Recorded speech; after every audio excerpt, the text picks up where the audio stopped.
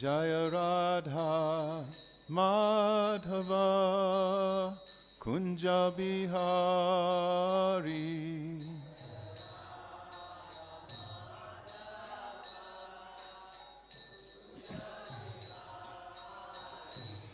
Jaya Radha Madhava Kunja Bihari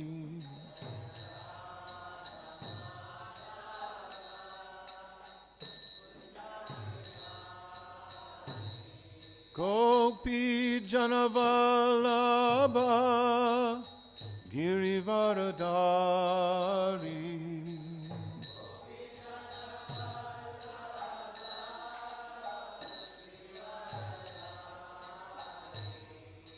Gopi Janavalabha Girivaradari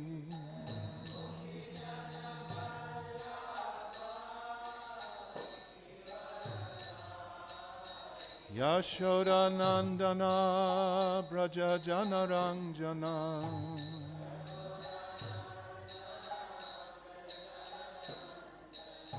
Yashodanandana Braja Janaranjana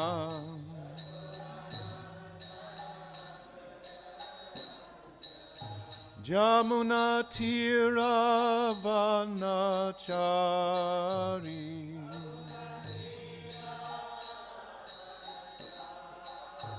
Yamuna Tiravanachari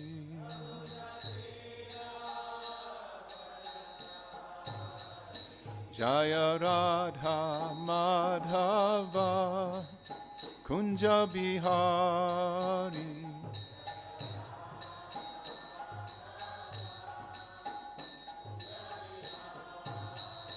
Jaya Radha Madhava Kunja Bihari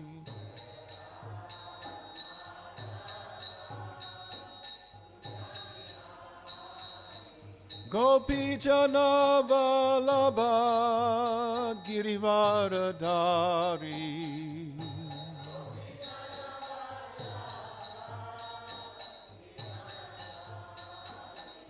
Gopi Jana Vallabha Girivaradari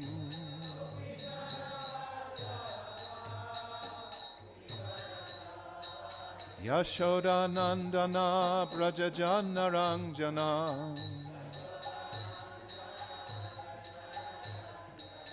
Yashodanandana Braja Janaranjana Jamuna Tiravanachari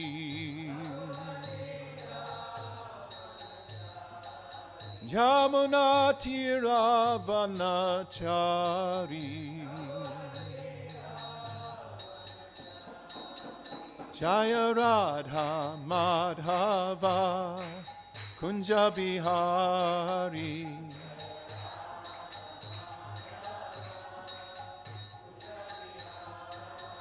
Jaya Radha Madhava Kunja Bihari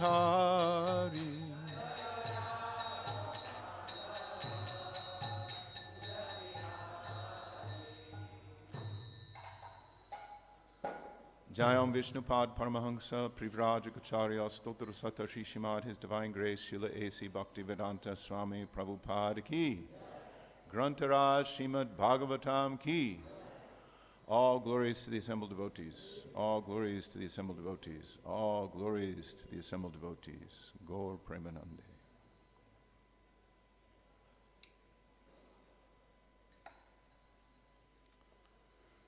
Hare Krishna. Good morning. Reading from Srimad Bhagavatam, 10th Canto, Chapter 27. That's not text 3, text 5.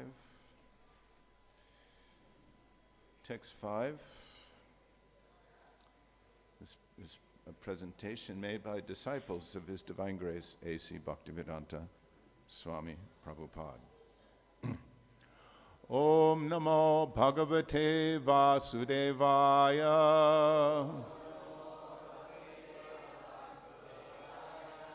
Om Namo Bhagavate Vasudevaya.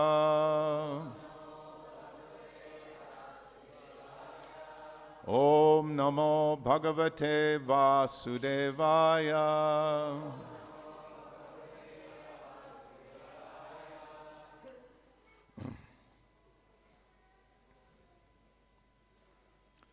Kuto nu tad-dhetava isha tat-kṛtā. Kuto nu tad-dhetava isha tat-kṛtā. Lobha-ādayaḥ ye budha-linga-bhāvāḥ.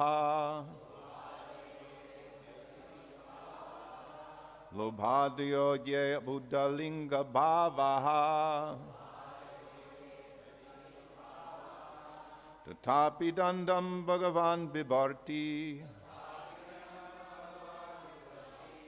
Tathāpi daṇḍaṁ bhagavān bibharti. Dharmasya guptyai khala-nigrahāya. Dharmasya guptyai khala-nigrahāya. Kuto nu tad-dhetava isha tat-kṛtā. Lobha-ādayo ye budha-linga-bhāvāḥ. Tathāpi daṇḍam bhagavān bibharti. Dharmasya guptyai khala-nigrahāya.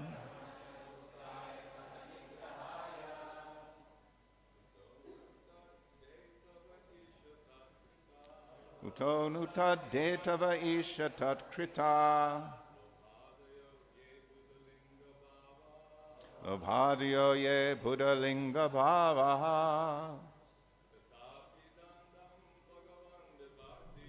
Tathāpi daṇḍaṁ bhagavān bibharti. Dharmasya guptyai khala-nigrahāya. Kuto nu tad-dhetava isha tat-kṛtā. Lobha-ādayaḥ ye budha-linga-bhāvāḥ. Tathāpi daṇḍaṁ bhagavān bibharti. Dharmasya guptyai khala-nigrahāya. Kuto nu tad-dhetava isha tat-kṛtā. Lobha-ādayaḥ ye budha-linga-bhāvāḥ.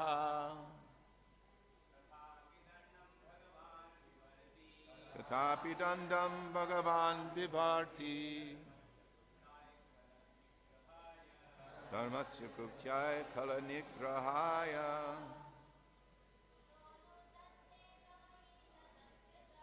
Kuto nu tad-dhetava isha tat-kṛtā. Lobha-ādayaḥ ye budha-linga-bhāvāḥ. Tathāpi daṇḍaṁ bhagavān bibharti. Dharmasya guptyai khala-nigrahāya. Kuto nu tad-dhetava isha tat-kṛtā. Lobha-ādayaḥ ye budha-linga-bhāvāḥ. Tathāpi daṇḍaṁ bhagavān bibharti. Dharmasya guptyai khala-nigrahāya. Kutaḥ. How? No. No. Certainly. Tat. Of that. Existence of the material body. Hetavaḥ. The causes. Isha. O Lord. Tat-kṛtāḥ. produced by one's connection with the material body. Lobha-ādayaḥ, greed, and so forth. Ye, which, abudha, of an ignorant person. Linga-bhāvāḥ, symptoms. Tathāpi, nevertheless. Daṇḍaṁ, punishment. Bhagavān, the Supreme Personality of Godhead. Bibharti, wields. Dharmasya, of the principles of religion. Guptyai, for protection. Khala, of wicked persons. Nigrahāya, for the chastisement. Translation. How then could there exist in you the symptoms of an ignorant person, such as greed, lust, anger, and envy, which are produced by one's previous involvement in material existence, and which cause one to become further entangled in material existence? And yet, as the Supreme Lord, you impose punishment to protect religious principles and curb down the wicked. Please repeat. How then could there exist in you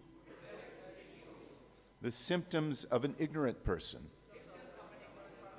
such as greed, lust, anger, and envy, which are produced by one's previous involvement in material existence, and which cause one to become further entangled in material existence? And yet, as the Supreme Lord, you impose punishment to protect religious principles and curb down the wicked. Purport. This complex philosophical statement by Indra may be analyzed as follows. In the first line of this verse, Indra refers to the main idea expressed at the end of the previous verse, namely that the great currents of material existence, which are based on ignorance, cannot possibly exist within the Supreme Lord. The words tad-dhetava and tat-kṛtā indicate that something causes the modes of nature to manifest, and that they in turn become the cause of that which caused them. In the second line of this verse, we find that it is material feelings such as greed, lust, envy, and anger that cause the modes of nature to manifest, and that are themselves caused by the modes of nature.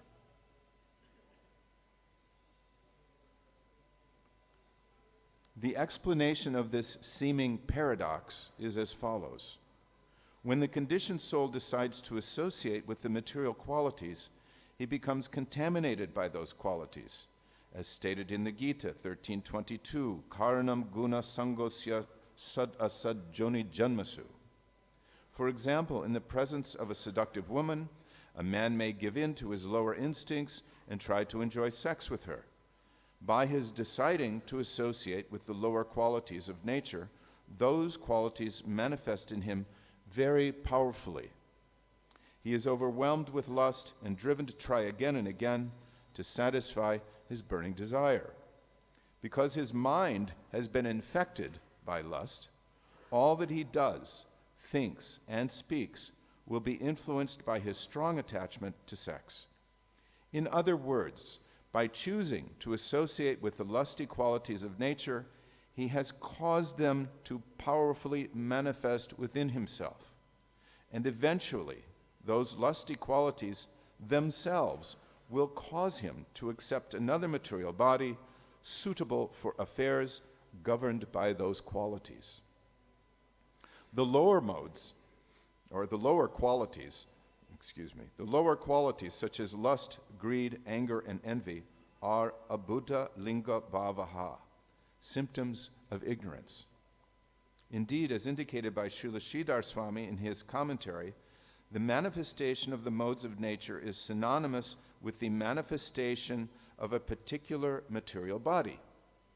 It is clearly explained throughout the Vedic literature that the conditioned soul requires a particular body, this conditioned soul receives a particular body, gives it up, and then accepts another simply because of his involvement with the modes of nature, karnam guna sangosya. Thus, to say that one is participating in the modes of nature is to say that one is accepting particular types of bodies suitable for the particular material qualities one is involved with. An ignorant bystander might have simplistically interpreted Krishna's pastime of lifting Govardhan hill as follows. The residents of Vrindavan were obliged by Vedic principles to make certain offerings to the god of heaven, Indra. Child Krishna, ignoring the position of Indra, usurped these offerings and took them for his own pleasure. When Indra tried to punish Krishna and his associates, the Lord frustrated Indra's attempt, humiliated him, and exhausted his pride and resources. But this superficial interpretation is refuted in this verse. Here, Lord Indra addresses Sri Krishna as bhagavān, indicating that he is not an ordinary child, but in fact God. Therefore, Krishna's punishing Indra was part of his mission of protecting religious principles and curbing down the envious. It was not a display of material anger or of greed for the offerings meant for Indra. Sri Krishna is pure spiritual existence, and his simple, sublime desire is to engage all living beings in the perfect, blissful life of Krishna consciousness. Krishna's desire to make us Krishna conscious is not egotistical, since ultimately Krishna is everything, and Krishna consciousness is objectively the best consciousness. Lord Indra is really the humble servant of Krishna, a fact he is now beginning to remember.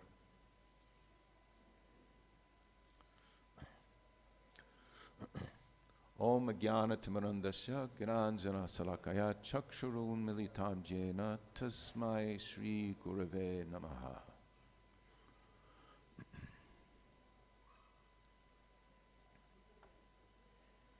So let's refer back to the previous verse. We're told at the beginning of this purport, we're advised that this philosophical statement in this verse is carrying on from the previous verse.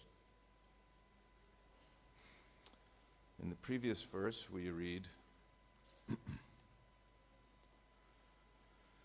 King Indra said, "Your transcendental form, a manifestation of pure goodness, is undisturbed by change, shining with knowledge, and devoid of passion and ignorance. In you does not exist the mighty flow of the modes of material nature, which is based on illusion and ignorance." And then we read, "How then could there exist in you the symptoms of an ignorant person, such as greed, lust, anger, and envy, which are produced by one's previous involvement in material existence, and which cause one to become further entangled in material existence? And yet, as the Supreme Lord, you impose punishment to protect religious principles and curb down the wicked." So we're informed that this is a very complex philosophical statement by Indra, and it certainly is. We're hearing here that by one's infection by the modes of nature, that one is infected by the modes of nature by coming in contact with them by the desire to enjoy material energy, and then that infection of the modes of nature propels one further on to be infected by the same qualities: lust, anger, greed, envy, and so on.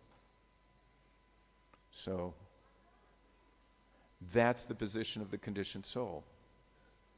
He keeps rotating from one body to another again and again, thinking he's the doer, and yet controlled completely, hand and foot, by the three modes of material nature.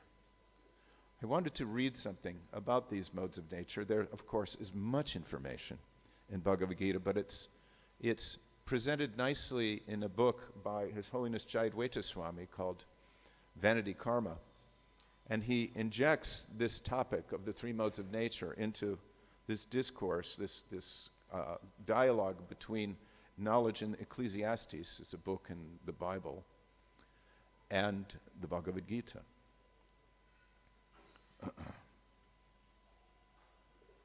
This is the section that I wanted to refer to. The speaker of the Ecclesiastes is a personality named Kohelet. A threefold cord is not quickly broken, Kohelet says. 2 men are better than 1, and 3 still better. Apart from this obviously intended point, some Christian commentators have suggested a veiled reference to the Trinity, and a Vedic commentator may naturally be reminded, though surely this is not what Kohelet had in mind, of the 3 qualities or modes of material nature: goodness, passion, and ignorance. In Sanskrit, these 3 modes are called gunas, a term also used more broadly for qualities in general and used in the more plain and tangible sense to mean ropes. The 3 material qualities are likened to a triple cord that binds a living being to the world of lifeless matter. The quality of goodness, Krishna says, binds one to happiness. The quality of passion binds one to work. And the quality of darkness, covering one's knowledge, binds one to madness. From goodness, knowledge develops, illuminating all one's senses. Purified by knowledge, one perceives more clearly what is what. And this imparts a natural feeling of happiness. Yet, with this happiness can come a satisfaction that can act against us, making us content with the material world. One is content to be a scholar, a philosopher, a scientist, involved in profound and fascinating intellectual pursuits, doing research and publishing one's thoughts, yet subtly tricked into losing sight of the urgent need for freedom from material existence. In the mode of passion, one doesn't get that far. One is overwhelmed by desires and longings, by the demands of the senses to be gratified. One wants honor and one wants things. One wants love and one wants the pleasures of sex. Spurred by passion, one wants and wants and wants. And for what one wants, one has to run the race, fight the battle, do the deal, spend and acquire, woo and win. A man wants a woman a man, and when they unite, their feelings for one another grow, forming a knot of attachment in the heart. If that knot stays tight, they want to live together, to have a home, to live in comfort, and raise a family, and hobnob with friends and relatives. And all of this takes money, hence work. And so one spends most of one's life working to earn a living, toiling to enjoy a happy life. Sound familiar? That isn't in the text. That's me. Speaking for myself. But in the third mode, the mode of darkness or ignorance, one is too dull or foolish to strive, too thick, lazy, or deluded. In ignorance, one plods along, mopes about, or takes refuge in sleep or madness. Why work so hard when it's just as easy to be happy with a bottle, some tablets, or a syringe? The fog takes over, blanketing the world with a dense covering of stupidity. Or the mind is warped, one's inner world fractured, perverted, distorted, bizarre. The quality of ignorance gives us dullards and madmen. And what makes these qualities so powerfully binding is that they act not alone, but together. They act not alone, but together. The person in goodness slips also into bursts of passion and falls into spells of ignorance. The passionate person descends into ignorance and rises into interludes of goodness. And the ignorant person sometimes surfaces to passion and even shows flashes of goodness, as these qualities endlessly mix and intertwine. We are sometimes reflective and good, sometimes impulsive and passionate, sometimes stupid and foolish. Acting together, then, these threefold qualities bind spirit to matter, strap spiritual living beings to material minds and bodies, enforcing the illusion that these are the self, and imprison us so tightly, we have no way to escape. Quote, by the states of being brought on by these three modes, Krishna says, the whole world is bewildered. Illusioned by these three, we don't know who we are. We can't make heads or tails of the world in which we live, let aside understanding God. Krishna continues, speaking as God himself, quote, and so the world fails to understand me, who stand above these three modes as supreme and inexhaustible. I'm sorry to be reading at length, but it's a really good elucidation of the three modes. It explains it very nicely. And especially, it focuses in on how they work combinedly, like three men being stronger than two, to completely bewilder the conditioned soul. Completely bewilder him. According to the Bhagavad-Gita, these three modes are supernaturally powerful because they are energies of the divine, God. For souls who turn their gaze from reality to illusion, from spirit to matter, from the eternal to that which comes and goes, these three modes of Maya, the bewildering force that rules the material world, are practically insurmountable. Like the heavy lines made of three ropes together that moor a ship to a dock, they tie us with triple strength to material life. Quote, but one who surrenders to me, Krishna says, again speaking as God himself, can easily cross beyond them. The various methods of yoga are ultimately meant, therefore, to bring one to the point of surrender to Krishna or the Supreme. And Maharaj concludes, again, this is none of this is what Kohelet is talking about. His topic is simply that 2 or 3 men are better than one. But for readers of the Bhagavad-Gita, these themes will naturally suggest themselves.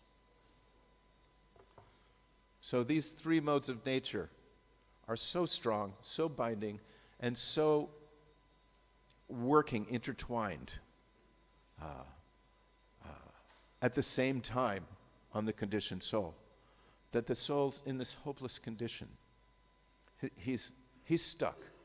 He doesn't know up from down, as Maharaj says, left from right. He ends up not knowing what's to be done and what's not to be done. So he does what's not to be done and leaves alone what's to be done. Such is the predicament. And Indra here is saying, Krishna, you're not like that.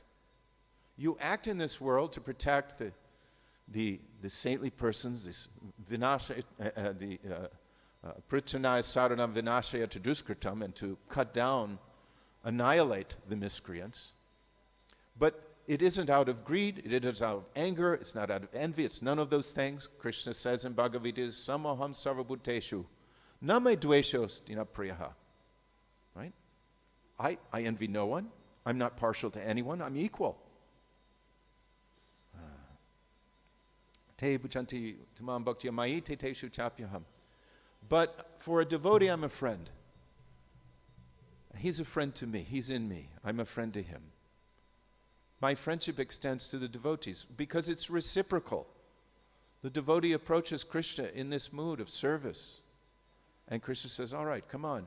In fact, Krishna is so emphatic about it that after that verse, he says that verse, api chet sudarachara bhajate mam ananya bhak sadureva samantavya. I am such a friend to the devotees that I consider a devotee who's having some difficulty saintly if he's fixed in his determination. And he quickly becomes righteous. Chipram bhavati dharma masasvat shantim degachyati. That's the extent of Krishna's friendship to his devotee. How wonderful. And that's what Krishna's mood is ultimately for the conditioned soul. He's sending Prabhupada, he's sending devotees, he's sending incarnations, he's coming himself to say, come on, this isn't where you belong. You can rise above these modes of nature, entangling and completely distorting of your vision as they are, completely bewildering of they are. I'm here for you. But the conditioned soul says, nah. He's just a historical personality. It's a good read, the Bhagavad-Gita. But I have my commentary which says that it's to teach detachment and that Krishna is not really God. He's just an incarnation of the mode of goodness. And I kind of like it this way because then I could read the Gita and get something out of it that, makes my material life a little more manageable and palatable. I have one close friend who said, life is like this. You have to enjoy it, but be detached. You have to grasp it and let it go. You might have heard that before from you. So as not to get too entangled, you just grab onto it and then let it go. The problem is you don't let it go because there is such a thing as samskaras. Attachment takes place very subtly in the mind. The conditioned soul doesn't know that he's building his next body in this life. Every action he takes, every desire he dwells upon, every desire that becomes manifest into action, yayato vishayan pungsa sangasteshu bhajayate, and so on, propels him to another body because that body is being built in this life subtly.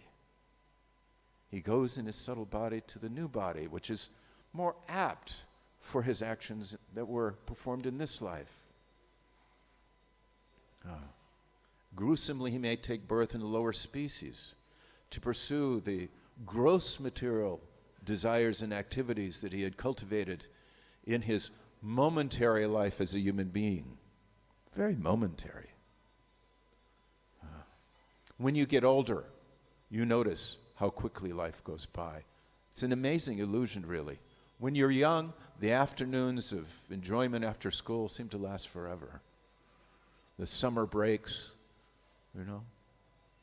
the dalliance with friends and so forth seems to go on forever. But time seems to constrict itself, doesn't it, when you get older? Can anyone verify that that's the truth?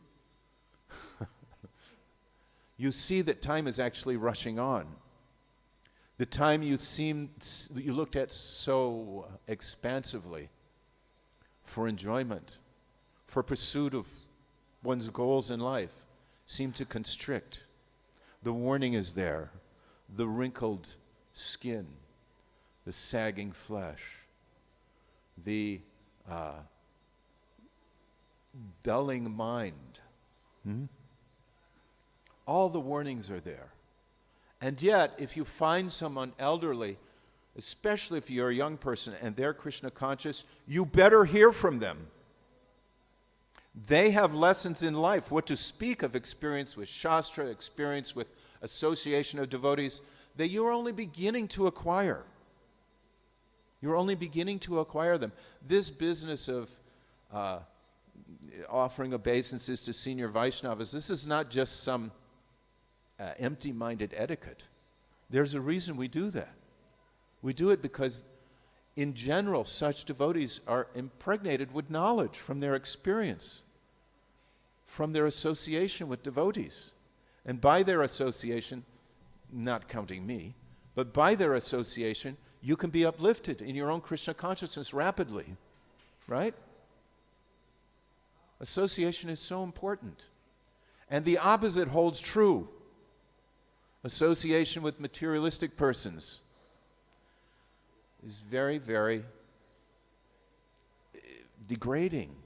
It's insidious. I use that word because you don't necessarily notice right away the effect. Again, these things are working on the subtle platform, association. I have one close friend who described the effects of falling down into the modes of nature, particularly in that person's case, alcoholism. You don't see it approaching you. You don't see how it's coming upon you. And then one day you wake up and you say, my God, what happened? What happened to me? But by then you're so entangled, so broken by the effects of passion and ignorance, especially ignorance in that case, that you have very little hope of escaping. And yet Krishna says in Bhagavad-Gita, Daivi ye shagunamayi mama maya duratyaya mam eva ye prapadyante mayam etang tarantite. Yes, very binding. You get very stuck, practically insurmountable. But if you surrender unto me, if you engage in devotional service, you can easily cross beyond. It's like just the opposite. You can easily cross beyond. He's holding out this, hope, which we should be very enthusiastic for. You can easily cross beyond it, not a big deal.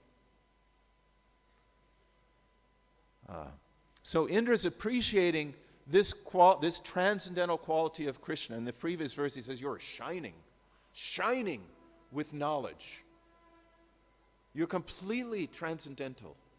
And here he's saying, he's appreciating how you're not affected by any of these qualities, lust, anger, greed, envy, and yet you act to protect the people in general.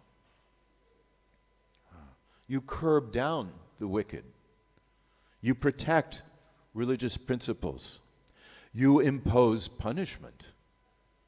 Of course, the three modes of nature are punishment enough. For most of us who are engaged in sinful activities, Krishna doesn't have to come as an incarnation. He's got the three modes. We can take a good beating that way. Most demoniac persons are disposed of. They're dispatched.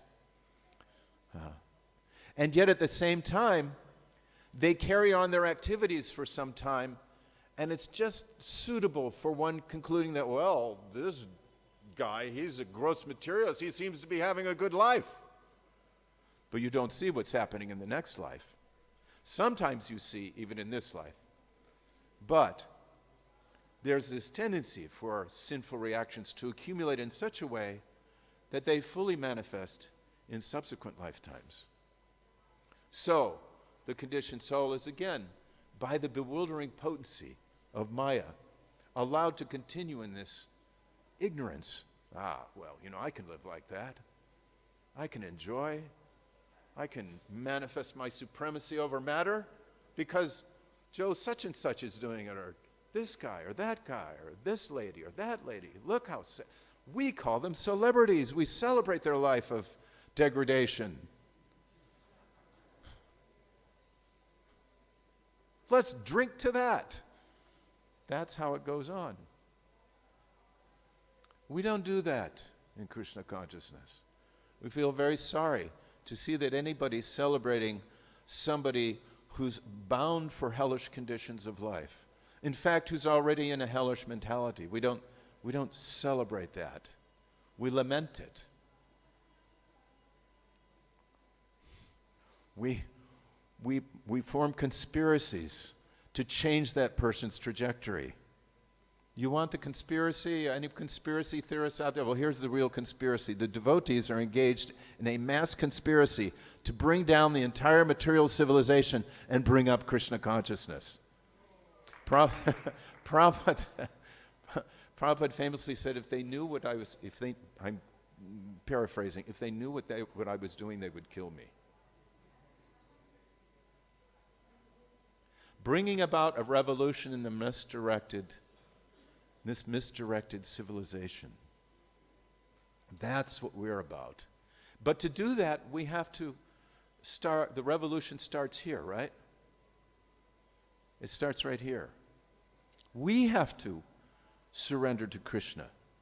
We have to police our own consciousness, our own activities, and say, wait a minute, is this in keeping? Because Maya is always standing there. You give an inch, she takes a mile. Just as Krishna will take 10 steps towards you for your 1 step towards him, Maya will also. 1 inch, 1 mile. We can't leave the door open. When we find it open, we have to pull it shut. we have to act in this way so that we can be good servants of our acharyas, of Srila Prabhupada, of our spiritual masters, and ultimately of Krishna. I wanted to conclude by reading one thing. It's a kind of, on the positive side we do this for Krishna, but on the negative side we have the warnings. And those are important. So let me just see if I can get this thing going.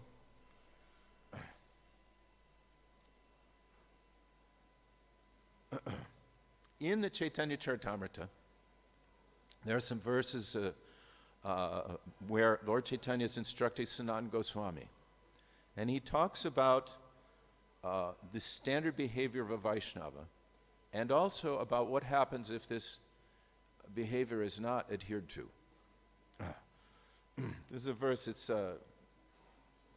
Majji Leela, chapter 22, text 87. We begin there.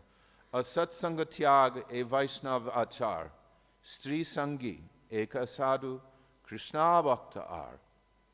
That's not Krishna bhakta, it's Krishna abhakta. Krishna bhakta ar. For a Vaishnava, the standard behavior is to avoid the association of ordinary people not interested in Krishna bhakti. Such common people are, first, those who are too materially attached, especially to women, and second, people who are not at all devotees of Lord Krishna. Vaishnavas should avoid the company of these two kinds of people. And then, I'll just read the translation. By association with worldly people, one becomes devoid of truthfulness, cleanliness, mercy, gravity, spiritual intelligence, shyness, austerity, fame, forgiveness, control of the mind, control of the senses, fortune, and all opportunities. One should not at any time associate with a coarse fool who is bereft of the knowledge of self-realization and who is no more than a toy animal in the hands of a woman.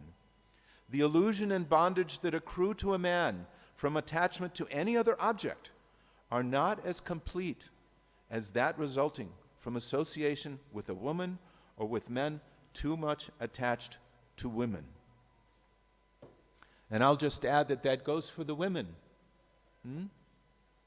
If you're attached, if you maintain attachment with worldly people who are attached for sex life and attached for material enjoyment, this is what you lose also as devotees. This is what you lose as non-devotees. Whatever scrap of these qualities you have as a non-devotee, you lose by associating with people in lower modes of nature who are attached in this way. Celebrities. So let's be careful about our association. Let's appreciate every day and read Srimad Bhagavatam and these wonderful treatises by the acharyas so that we can understand our position and what our duty really is. And in that way, our hearts will become purified. We'll have no more lingering vestiges of desire to enjoy this material world, any vestige of which will prevent us from achieving Krishna prema. And we'll go on to be really successful in spiritual life. Thank you. Hare Krishna. Are there any questions or comments? Any contributions to the subject?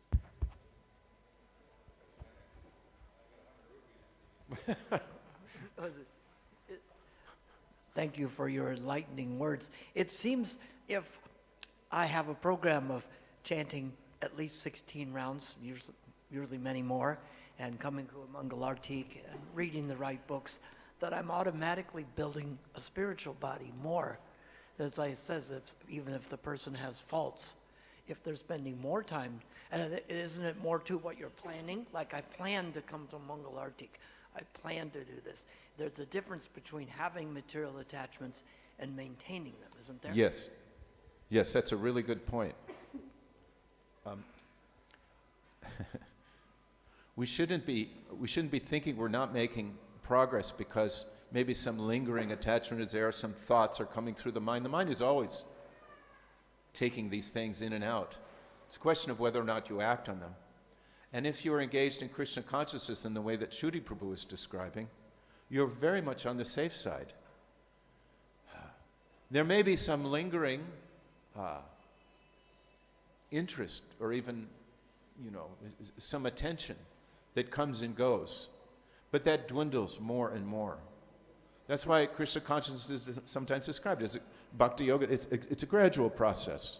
It doesn't mean that success, perfection, purification comes instantaneously, although that can happen.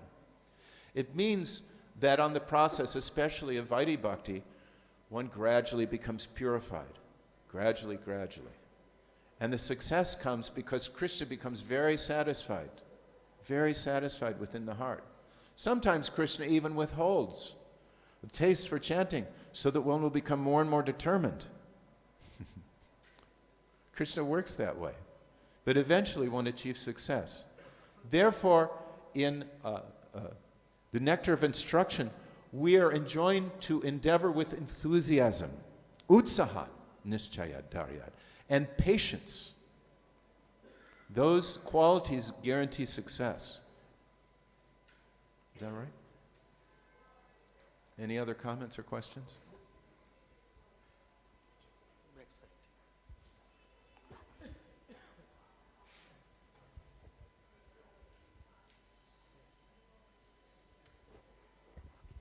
Hare Krishna. Hare Krishna. You did mention about the conspiracy theory, and at the same time you also talk about not associating with a certain kind of people. How do we bring that balance if it's someone who's very close, like family? Could you suggest? You should always be in the mood of giving association. Like in the workplace, I think it was Bhaktivinoda Thakur talks about how you can be, there's a kind of a formal politeness, but you don't associate intimately, Like you don't go to suppose you're a family, many of us, Westerners, come from families that are engaged regularly in sinful activities, thinking this is a way we exchange affection, What they put on the table, what they drink, what they watch on the television, all these things are actually not good, or most of them. So if we take that association and engage in those things, if we get intimate in that way, that's bad. But if we give association and at the same time carefully, without disturbing, draw the lines, for our own consciousness, our own behavior, that's okay. That's what you have to do. I mean, there are people here who have jobs out in the material world. How are you going to work amongst the non-devotees unless you maintain some sort of communication? Go on, girl. Get away from me, low-class fool. You can't do this, not practical. Nor is it actually beneficial to them. I know devotees who have jobs who the non-devotees are gradually becoming attracted to Krishna consciousness because this person's I don't know what it is, he's glowing or something, and man, he brings the best food to lunch, and I don't know. They get attracted. But that devotee is careful not to associate too intimately and take on the qualities of those persons, rather to give. Is that okay?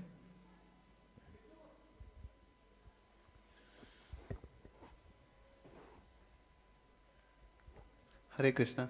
So like you were talking about that we cannot avoid going to a job, associating with those people, and things like that. So practically one problem which I feel is I cannot close my eyes to so many attractive things I come across during the daytime. This is what my question is. Okay. Well, you better start. I mean, really physically, I cannot close my eyes. I find something attractive the whole day.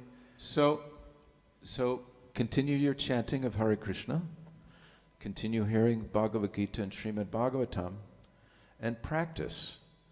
Practice. The next time you feel a strong attachment to something through your eyes, avert them. You say you can't, but close your eyes right now. Okay. It's that really that difficult?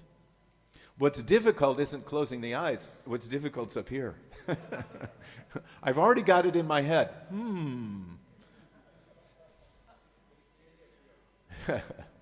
But that you can cure. That can be, the mind can be purified by association with devotees and by hearing. Again, as we were talking about with Chudi Prabhu, there's hope, but there has to be application. In other words, you're saying you can't, avert your eyes, you can't get your mind off of these things, but you're here in Bhagavatam class. Why aren't you out there chasing some beautiful skirt or some, this or that? You're here. So there is something. There is progress. Prabhupada talked about, in Mumbai, he talked about, why are all these people coming to the temple? Why are they not here? Why are in Bombay, everybody's out there? Yesham tvantakatam papam jananam punya karman. He quoted that verse. Because they haven't acted piously. They're addicted to sense gratification. But you're here. That's progress. Are you chanting Hare Krishna? That's progress. Keep it up. The mind will come under control. Takes a little time. It's not immediate. Maya's going to keep saying, you're really not for the devotees. One devotee famously told Srila Prabhupada, I am so attracted by things I see, Srila Prabhupada. I won't say who the devotee is, And he relates it in remembrances of Srila Prabhupada. And Prabhupada said, then you will go blind. So that's another way to understand, to get a little strength for averting one's eyes, for controlling one's mind. There are repercussions for trying to enjoy material life. I'll give you another example. When I came to Krishna consciousness, I got some books. A week later, I was in the temple. 2 weeks later, I was thinking, have I kind of jumped in the deep end of the pool? Should I have done this? My temple president, I talked with him, and he took me aside. This was in 1978, and he said, Steve, I want you to read something. And he handed me the 5th canto of Srimad Bhagavatam and turned me to description of the hellish planets. The same chapter that had bewildered some devotees when it came out. He said, hey, wait a minute, this is too heavy, I can't handle this. I read it and I said, that makes sense. Maybe it was the Roman Catholic background that I had, heaven and hell. But I said, yeah, that makes sense. You can't get away with trying to enjoy sinful life. You're going to get reactions, right? So that's another thing you could do. Read 5th canto description of the hellish planets. Any other comments or questions? Thank you so much. You're welcome. Hare Krishna Prabhu.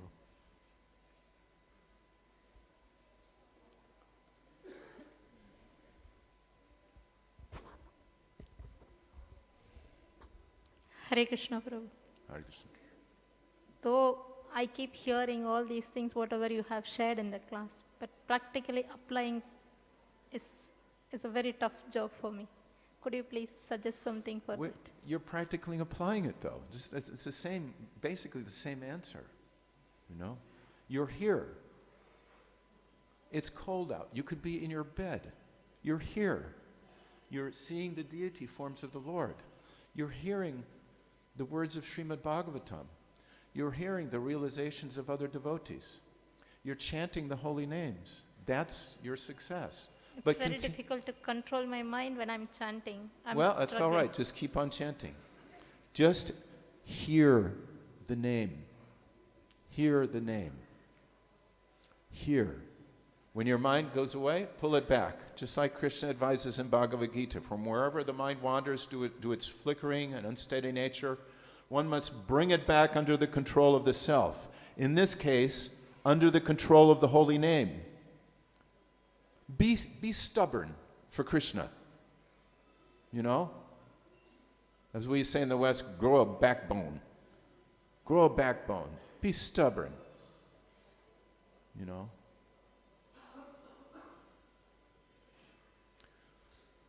And don't give up. Because eventually the mind will subside. Prabhupada gives the example of the tiger, you know? Tiger's a wild animal. But what does the trainer do? He withholds food. He withholds food until the tiger's like, oh. He shows the stick and he withholds food. And then eventually he gives the tiger some food and the tiger begins to, oh, this man is my friend. I will do what he says. You have to treat the mind like that. You have to practice not giving it quarter. You heard of that expression? You give your enemy no quarter. Right? So in the beginning, you have to treat the mind as an enemy. You have to. You can't regard it as a friend in the beginning because it's not. It's the reason you have this material body. It's the reason you've been revolving through species after species, been in the body of a dog, a cat, a mouse, an elephant, a human being, a demigod, back down to a dog.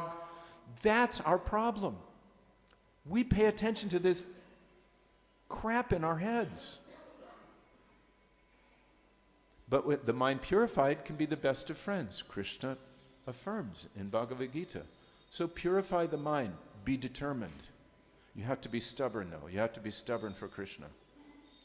Develop that stubbornness, and you'll be successful. What should I do to get that stubbornness? Associate with devotees. And learn to say no to Maya. The next time you feel a weakness for Maya, say, no. I'm the servant of the servant of the servant of Krishna. I'm not going to go in that direction. Practice makes perfect, okay? And always chant Hare Krishna, even if your mind is going. Just chant. It will stop going. It will eventually take shelter at the lotus feet of Krishna, and you'll attain peace.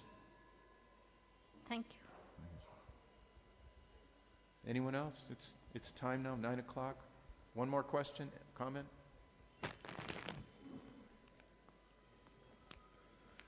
Thank you.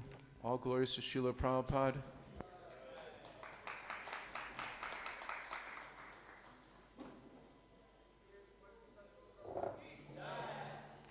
Ki boo.